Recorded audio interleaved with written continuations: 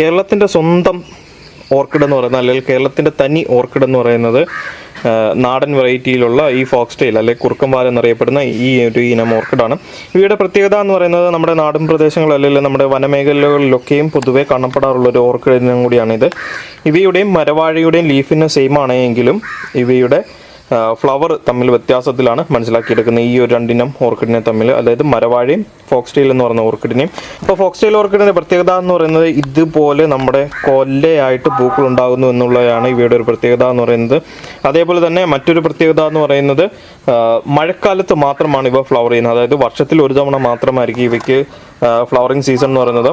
അപ്പോൾ ഇതിൽ ഫ്ലവർ ഉണ്ടാകുന്നത് ഒരു ചെടിയുടെ കരുത്തനുസരിച്ചിട്ട് നമുക്ക് മിനിമം 2 കൊലയിലും ഫ്ലവർ കിട്ടുന്നതാണ്. വലിയ കെയറോ കാര്യങ്ങളൊന്നും കൊടുക്കേണ്ട ആവശ്യമില്ല. നല്ല തണുപ്പ് നിൽക്കുന്ന രീതിയിൽ നമുക്ക് മരത്തിൽ സെറ്റ് ചെയ്യാം. ഇത് നമ്മുടെ ഒരു ചാമ്പ മരത്തിലാണ് നമ്മളിത് സെറ്റ് ചെയ്തിരിക്കുന്നത്.